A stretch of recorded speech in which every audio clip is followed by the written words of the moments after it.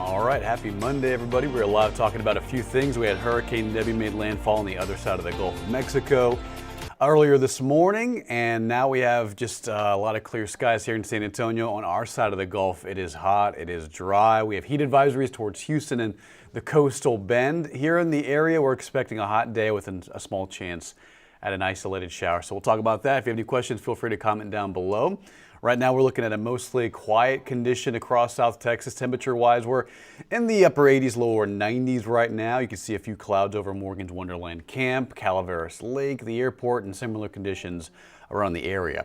Now, remember, this time of year, it is the hottest. Between July 30th and August 16th is historically when temperatures max out at the hottest they are during the entire year. Our average high peaks at 97, but the forecast, we're looking at above average warmth and heat.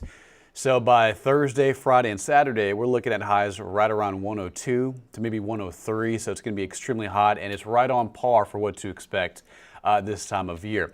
Now, summer so far, 2024, it's been pretty decent. Now, comparing it to last year, nowhere near a record-breaking summer. Last year, we hit 100 degrees or hotter 75 total times. This year, we're only at 12. It's not bad at all. 18 is average. Last 100-degree day is usually late August, but we have seen triple-digit heat as late as September and towards around October as well. But don't think that'll happen this year, but it just gives you a perspective on what could happen in August and September. And the fact that we're in the hottest time of year, we're looking at highs well above average. Right now at 89 in the city, 88 in Helotes, or at least 89 towards the northwest side of San Antonio. Bernie at 86, 86 at Hondo, 90 at Floresville, 90 at Stockdale, 90 at Lavernia. We have 93 in Del Rio. We already have 100 up I-35 at New Braunfels, San Marcos at 101, but that's the heat index. So air temperatures, upper 80s, lower 90s, but the humidity is making it feel a lot hotter than the actual air temperature. And we're in the lower 90s across the hill country. Clear skies on radar. Yesterday, we saw a couple of downpours move through the region from the hill country, Kerrville down to Hondo. Some gusty winds near 70 to 80 miles an hour last night around 6, 7, and 8 o'clock. But now, most of this is waning down. You can see clear skies. And then by this afternoon, high near 97 to 98. But there will be one or two rogue showers around from Fredericksburg, Rock Springs, Hondo. It's not going to be too impressive. It may be a 10% chance that happens. Otherwise, clear skies tonight and mostly clear conditions for the rest of the week. Outside right now, it is a mostly quiet start to our Monday, a new week. 89 feels like 94. Humidity is up. Today's forecast, about 99 degrees, I think. We'll be right just below 100 degrees this afternoon, partly cloudy. Again, a small chance at a stray shower or an isolated storm. But tonight, temperatures upper 80s, lower 90s if you have any dinner plans out there this evening. High pressure moves a little bit farther east later this week, Thursday, Friday, and Saturday.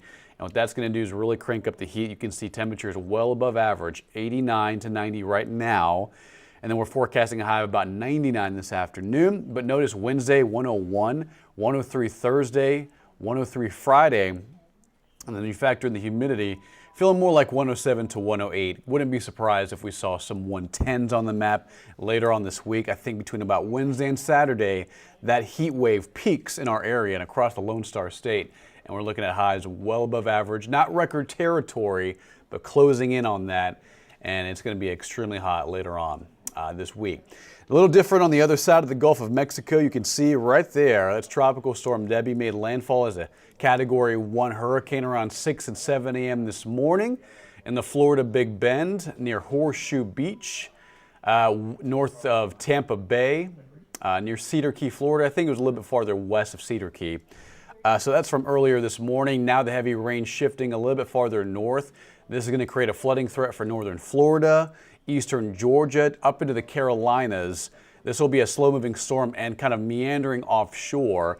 And as it remains as a tropical storm, that'll continue to funnel in a lot of rainfall for this part of the country. So heads up for any friends, family, if you're vacationing in this area between northern Florida, I would say north of Orlando, all the way up into the Carolinas. This will mean heavy flood-provoking rainfall for the southeast United States.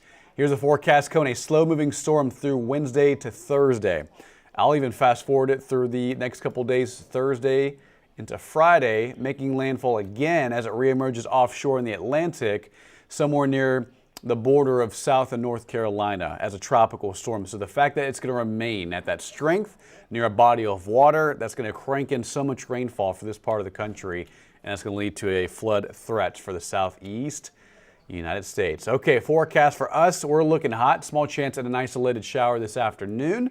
99 to 100 on Tuesday, and here comes the dangerous heat. High temperatures maxing out well above average, and in a dangerous category, 101s to 103s waiting for us later on this week, and mostly clear skies. Richard, yeah, not Louisiana. That's the good news. I mean, Louisiana, the last several years have been a magnet for tropical storms and hurricanes, and the fact that it's moving from, away from Louisiana, that's good news for the south and southwest Gulf of Mexico, and especially with Beryl moving in towards Houston. It's also a brief break for them as well. But we're in hurricane season. Late August, early September usually provides the most tropical storms and hurricanes.